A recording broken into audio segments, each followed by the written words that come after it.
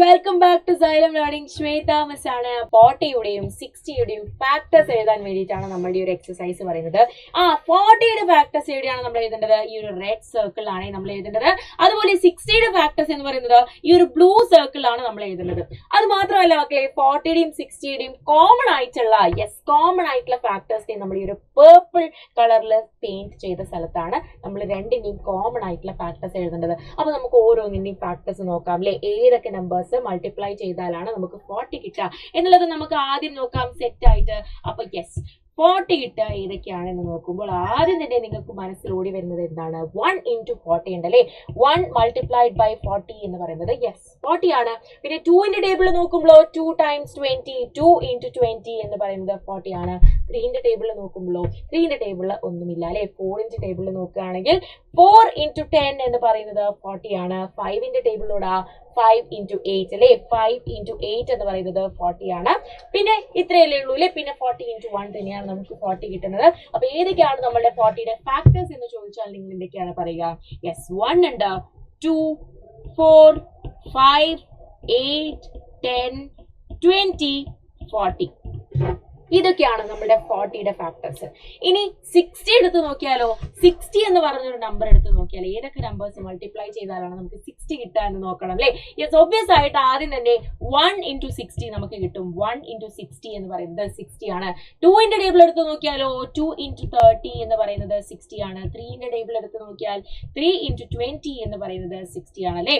പിന്നെ 4ന്റെ ടേബിൾ എടുത്ത് നോക്കുകയാണെങ്കിലോ നമ്മൾ 4ന്റെ ടേബിളിൽ നോക്കുകയാണെങ്കിൽ നിങ്ങൾ എന്ത് ചെയ്ത് നോക്കണം? 4 into നിങ്ങൾക്ക് ഇപ്പോൾ 4 into 15 ആണ് 60 വരുന്നത്. നിങ്ങൾക്ക് ഇപ്പോൾ അത് മനസ്സിലാവുന്നില്ല എന്നുണ്ടെങ്കിൽ നിങ്ങൾ 60 കൊണ്ടൊന്ന് 4നെ ഡിവൈഡ് ചെയ്ത് നോക്കാം അല്ലേ. അപ്പൊ നമുക്ക് വേഗം ആൻസർ കിട്ടും. 4 times 1 എന്ന് പറയുന്നത് 4 ആണ്. ഇവിടെ മൈനസ് ചെയ്താൽ 20 കിട്ടും അല്ലെ. 5 4s are 20 ആണ് അല്ലെ.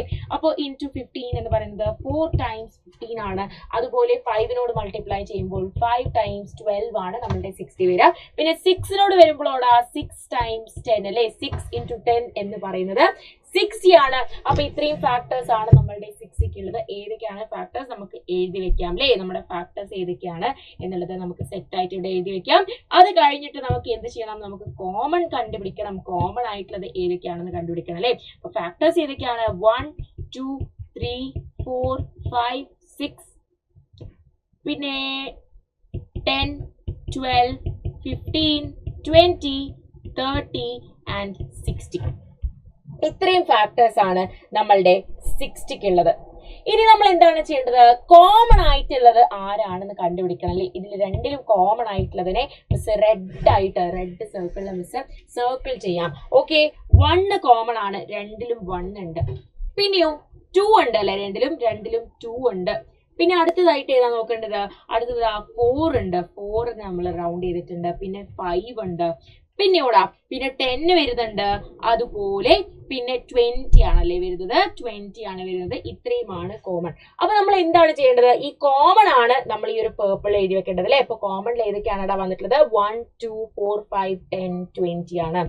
1, 2, 4, 5, 10, 20 ആണ് നമ്മളുടെ കോമണിൽ നമ്മൾ എഴുതി വെക്കേണ്ടത്. അപ്പൊ ഇത്രയേ ഉള്ളൂ മക്കളെ ഇന്നത്തെ ഈ ഒരു വീഡിയോ എന്ന് പറയുന്നത്. നെക്സ്റ്റ് വീഡിയോ ആയിട്ട് വീണ്ടും വരുന്നതായിരിക്കും. അതുവരേക്കും ബൈ.